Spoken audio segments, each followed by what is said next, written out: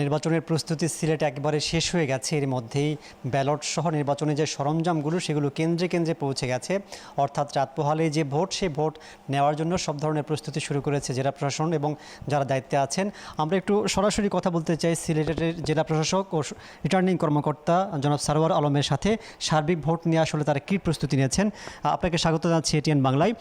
6টি আসনের ভোট, আগের ভোট নিয়ে অনেক তর্ক বিতর্ক আছে। এবারে সুষ্ঠু নিরপেক্ষ করবার জন্য আপনারা কি কি পদক্ষেপ নিয়েছেন? ধন্যবাদ আপনাকে। আমরা এই 2026 সালের 12 ফেব্রুয়ারি নির্বাচনটাকে ইতিহাসের একটি স্মরণীয় নির্বাচন করতে চাই এবং সে বিষয়ে আমরা প্রতিশ্রুতিবদ্ধ। আমাদের সিলেট জেলায় 6টি আসনের 1016টি কেন্দ্রই প্রস্তুত রয়েছে এবং আজকে ভোটের সমস্ত মালামাল পৌঁছে গেছে ইতিমধ্যে। 1016টি কেন্দ্রই আমাদের সিসিটিভির আওতায় আনা হয়েছে, আইপি ক্যামেরার আওতায় আনা হয়েছে এবং উপজেলা কন্ট্রোল রুম এবং জেলা কন্ট্রোল রুমের সাথে সংযোগ স্থাপন করা হয়েছে। প্রায় 19,000-এর বেশি আমাদের পোলিং পার্সোনালের সাথে যুক্ত রয়েছেন এবং তাদেরকে ট্রেনিং করানো হয়েছে। আমাদের সমস্ত প্রস্তুতি সম্পন্ন আছে। আমি আপনাদের জানাতে চাই, আমাদের যারা ভোটার রয়েছে, সম্মানিত ভোটারবৃন্দ, তারা যেন নির্ভয়ে নির্বিঘ্নে আগামীকালকে এই ভোট গ্রহণে অংশগ্রহণ করেন এবং তাদের ভোটাধিকার প্রয়োগ করেন।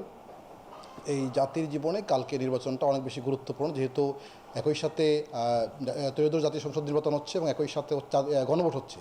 সুতরাং জনগণ যেন বুঝে শুনে তাদের পছন্দ অনুযায়ী ভোট অধিকারটা প্রয়োগ করেন, ভোটাধিকার প্রয়োগ করেন, সেই অনুরোধটা রইল। আমাদের পক্ষ থেকে আইন শৃঙ্খলা থেকে শুরু করে সমস্ত প্রস্তুতি সম্পন্ন করা হয়েছে। আমরা এখন ফুললি রেডি। আগামী 48 ঘন্টা আমাদের জন্য গুরুত্বপূর্ণ সময়, জাতির জন্য আমরা একটা উৎসবমুখর নির্বাচনের জন্য অপেক্ষায় আছি। ধন্যবাদ আপনাকে। কেউ যদি চেষ্টা করে কোনো কেন্দ্রে বিশৃঙ্খলা করবার জন্য, সেই প্রিপারেশন বা কি নির্দেশনা? আমাদের এখানে সেনাবাহিনী, বিজিবি, র্যাব, পুলিশ এবং আনসারের সর্বোচ্চ সংখ্যক ফোর্স ডিপ্লয়মেন্ট করা আছে। অন্যান্য ইলেকশনে যা হয় এবার তার চেয়ে অনেক বেশি আছে। এখানে 47 জন ম্যাজিস্ট্রেট রয়েছেন, জুডিশিয়াল অফিসার আছেন। সুতরাং এখানে কোনো করার সম্ভাবনাই নেই। যদি কেউ করার চেষ্টা করেন তাহলে আইন মোতাবেক সর্বোচ্চ যে কঠিন পানিশমেন্ট দেওয়া উচিত সেই ব্যবস্থা আমরা করবো। আমরা চাই না কোনোভাবে এমন কেউ কোনো কিছু করুক যাতে করে মানুষের ভোটাধিকার থেকে বঞ্চিত হয় বা কোনো ধরনের বিশৃঙ্খলা তৈরি হয়। যদি কেউ করার চেষ্টা করেন, আমাদের আইনগতভাবে যা ব্যবস্থা নেওয়ার আমরা সেটাই নেব এবং সেই প্রস্তুতি আমাদের আছে ইনশাআল্লাহ। ভোট বন্ধ করে দেওয়ার ইখতিয়ারও বোধহয় আপনাদের, যদি খুব বেশি না, সেটা হলো যে এক্সট্রিম সিচুয়েশন যদি এরকম থাকে তখন আমরা দেখতে হবে। বাট আমি আশা করছি এই ধরনের কেউ কিছু করার সাহস করবে না। যদি কেউ করে, এটা অবশ্যই কঠিন শাস্তির আওতায় আসতে হবে। কোনো সরকারের কোনো প্রভাব না, কখনোই না। এটা আমরা এইবার নির্বাচন হচ্ছে স্বচ্ছ এবং নিরপেক্ষ এবং আমরা বলতে চাই যে এই 26 সালে 12 ফেব্রুয়ারি নির্বাচন হচ্ছে ইতিহাসে একটা স্মরণীয় নির্বাচন হবে। এদেশের মানুষ মনে রাখবে, আমরা সেটি আশা করছি ইনশাল্লাহ। জি, আপনাকে অনেক ধন্যবাদ। যেমনটা বলছিলেন রিটার্নিং কর্মকর্তা, তিনি যেটা বলছেন যে আগের যে নির্বাচন হয়েছে, গত 3টি নির্বাচনে যারা রিটার্নিং কর্মকর্তা ছিলেন, ভোট গ্রহণ কর্মকর্তা ছিলেন, তাদের বিরুদ্ধে অনেক অভিযোগ আছে। এমন অভিযোগ আছে যে রাতের ভোট হয়েছে। এই বিষয়গুলো একেবারে মাথায় রেখেই যারা প্রশাসনিক দায়িত্বে আছে, নির্বাচন কর্মকর্তা যারা দায়িত্বে আছেন, তারা বলছেন যে কোনো পক্ষপাতিত্ব তারা করতে চান না। অতীতের যে বদনাম আছে সেটি তারা আসলে নিতে চান না। যেহেতু একটা গুরুত্বপূর্ণ সময়, তারা চাচ্ছেন সুষ্ঠু ভোট হওয়ার জন্য যে ধরনের প্রক্রিয়া পরিবেশ তৈরি করবার দরকার সেটি তারা করেছেন এবং জনগণ বা ভোটার স্বতঃস্ফূর্তভাবে যাতে এসে ভোট এবং গণভোট দেন সেটি নিশ্চিত করবার জন্য সব প্রস্তুতি তারা সম্পন্ন করেছেন। এই ছিল আমার কাছে এখানে সর্বশেষ পরিস্থিতি। আমরা যাচ্ছি এখন আমাদের সহকর্মী হুমায়ুন চিস্তির কাছে। ধন্যবাদ চপল।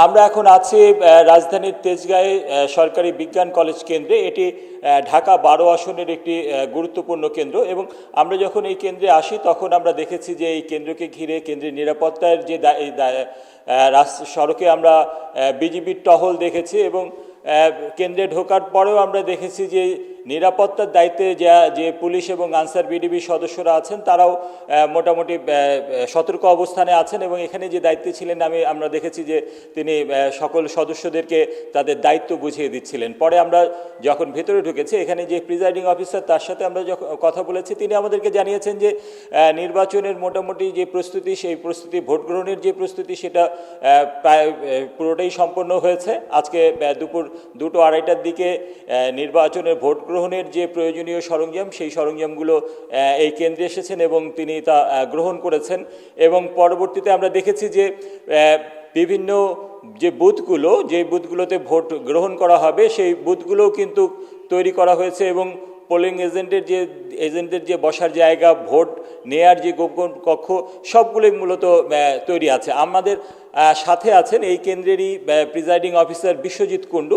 আমরা একটু তার সাথে কথা বলবো।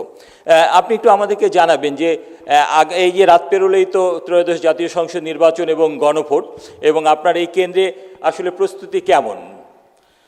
ধন্যবাদ। আমি বিশ্বজিৎ কুণ্ডু। আমি এই কেন্দ্রের প্রিজাইডিং অফিসার হিসেবে দায়িত্ব পালন করছি। আমার কেন্দ্র নং হচ্ছে 55। আমরা আজকে দুপুর 12টা থেকে বিতরণ শুরু হয়েছে আমাদের ওয়ার্ড 26-এর জন্য। আমরা 2টার দিকে নির্বাচনী উপকরণাদি সংগ্রহ করে নিরাপদে আমরা কেন্দ্রে অবস্থান করছি। এখন আমাদের আসলে আমার কেন্দ্রে এখানে 6টা বুথ আছে এবং এখানে আমাদের পুরুষ এবং মহিলা আমাদের যৌথভাবে আছেন।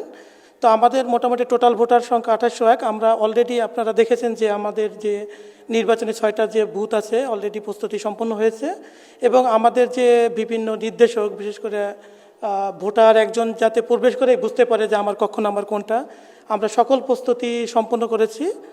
ইনশাল্লাহ আমরা আগামীকাল সকাল 7:30 থেকে নির্বাচন শুরু করতে পারবো। নির্বাচনের এই নিরাপত্তা নিয়ে আসলে আপনাদের ব্যবস্থা কেমন আছে? আচ্ছা, ধন্যবাদ আমাকে। আসলে এখানে নিরাপত্তা ব্যবস্থা মোটামুটি সন্তোষজনক। আমার প্রতিনিয়ত বিভিন্ন নিরাপত্তা বাহিনীর সাথে তারাও যোগাযোগ করতেছেন, আমরাও যোগাযোগ রাখতেছি। ওনারা আসলে প্রতিনিয়ত আমাদের খোঁজখবর রাখতেছেন। তো সেক্ষেত্রে আমরাও নিজেদেরকে একটু সিকিউর ফিল করতেছি। ধন্যবাদ। ধন্যবাদ বিশ্বজিৎ কুণ্ডু।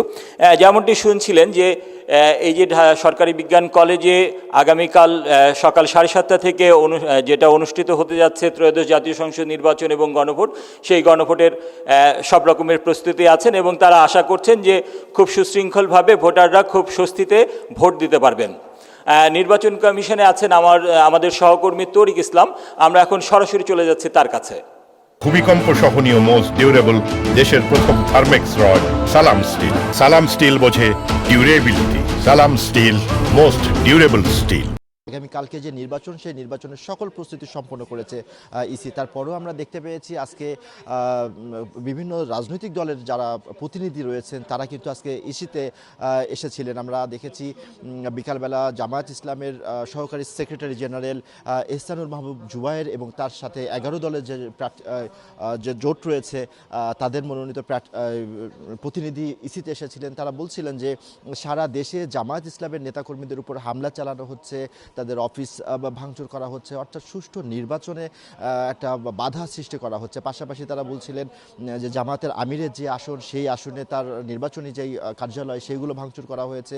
এইসব বিষয় নিয়ে তারা অভিযোগ করেছিলেন। তারা বলছিলেন যে একটা দল জামায়াত ইসলামের যে জনপ্রিয়তা, সেই জনপ্রিয়তায় ঈর্ষান্বিত হয়ে তারা বিভিন্ন ধরনের অপপ্রচার চালাচ্ছেন, এমনটাই কিন্তু তারা আমাদেরকে জানিয়েছেন। পাশাপাশি এখানে ইসি সচিব ব্রিফ করেছেন। তিনি বলছিলেন যে সৈয়দপুরে যে টাকাসহ, নগদ টাকাসহ সেই জামায়াতের যে নেতা আটকের ঘটনা, এই বিষয়ে ইসির পক্ষ থেকে তিনি বলেছেন যে তাদের এখানে কোনো এখতিয়ার নেই বা এখানে তারা কোনো হস্তক্ষেপ করবে না, এমনটাই আমাদের ইসি সচিবের পক্ষ থেকে জানানো হয়েছে।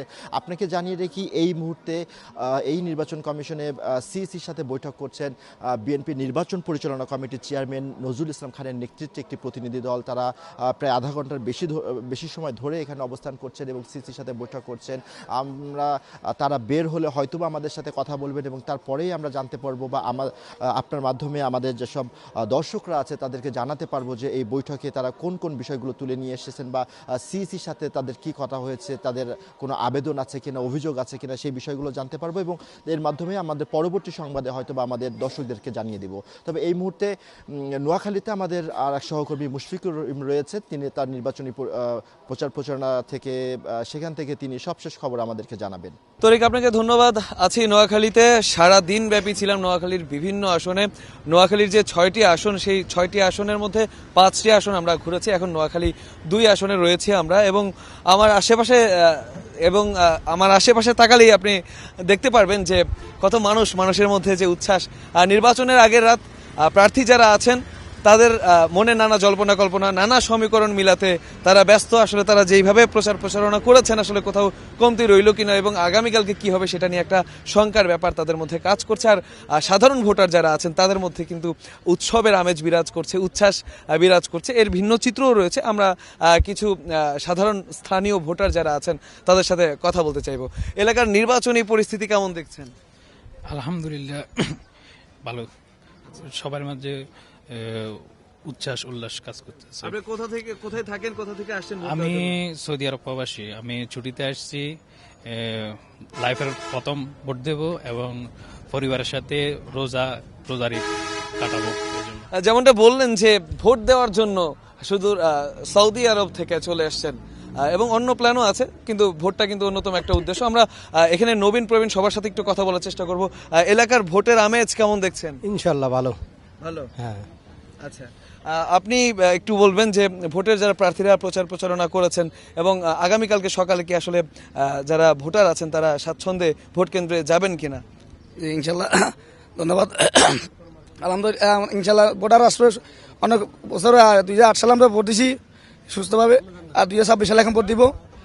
সবাই সুস্থভাবে আসবে, সবাই সুন্দর মতো আসবে, ভোট হবে, এটা আমাদের কামনা। আচ্ছা, তরুণ প্রজন্মের ভোটার যারা এবার ভোট দিবেন নতুন, তাদের সাথে একজনের সাথে কথা বলতে চাই যে আপনাদের মনে আসলে কি চলছে? আজকে ভোটের আগের রাত পোহালেই ভোট, আগামীকাল সকালে, তো ভোট নিয়ে আপনারা কি ভাবছেন তরুণ প্রজন্ম? আমাদের একটাই আশা, একজন ভালো যোগ্য প্রার্থী যেন এই আসনের এমপি হিসেবে নির্বাচিত হয় এবং সকল জনগণের দুর্ভোগ দূর করতে পারে। মানুষের সে যেন মানুষকে নিয়ে ভাবে, নিজের পকেট যেন ভর্তি না করে, মানুষের যেন পকেট ভর্তি করে, মানে মানুষকে নিয়ে ভাবতে হবে, এরকম এমপি আমরা চাই। আচ্ছা, আপনাদের এখানে কি কি চাহিদা রয়েছে আপনাদের? আমাদের এখানে মানুষের স্বাস্থ্যসেবা উন্নত করতে হবে, শিক্ষা প্রতিষ্ঠানের অনেক ঘাটতি আছে, এগুলা পূরণ করতে হবে। তারপরে মানুষের যে আপনার রাস্তাঘাট, হ্যাঁ, গ্যাস সমস্যা আছে আমাদের এখানে, এটা উন্নতি করলে আমাদের এই বাজারটা অনেক উন্নত হবে। এই বাজারে আপনার অনেক ব্যবসা প্রতিষ্ঠান আছে, শুধু এখানে গ্যাসের কারণেই এই বাজারটা উন্নত হচ্ছে না। না হলে এই বাজারটা অনেক উন্নত মানের, অন্যান্য এলাকা থেকে অনেক উন্নত মানের বাজারটা। শুধু হ্যাঁ, এখানে একটা খুবই গুরুত্বপূর্ণ স্থান, কিন্তু এখানে শুধু গ্যাসটা বা কিছু কারণেই বা এমপিদের আপনার আগে যারা এমপি ছিল তাদের গাফিলতির কারণে এখানে উন্নতিটা ব্যর্থ হচ্ছে। আচ্ছা, যেমনটা বলছেন নানাবিধ চাহিদা রয়েছে প্রার্থীদের কাছে এবং ভোট নিয়ে কিন্তু নানা জল্পনা কল্পনা চলছে। আগামীকাল ভোটের মাঠে আসলে কে এগিয়ে যাবে সেটা দেখার জন্য স্থানীয়রাও তো উন্মুখ হয়ে আছেই। এছাড়া যারা স্থানীয় তবে দূর দূরান্তে চাকরি করে ঢাকা চট্টগ্রাম থেকে শুরু করে দেশের বিভিন্ন স্থানে, তারাও কিন্তু আমরা দেখেছি যে গাড়ি ভরে ভরে, এমন কোনো বাস নাই যে বাসটা ভর্তি না। সবাই উৎসবের একটা আমেজ আমরা দেখতে পাচ্ছি, অনুভবও করছি তাদের উৎসবের আমেজ, এবং বেশ কিছুদিন ছুটি থাকার কারণে তারা কিন্তু সবাই মিলে আসলে এলাকায় আসছেন এবং ভোট দেওয়ার জন্য অধীর আগ্রহে অপেক্ষা করছেন।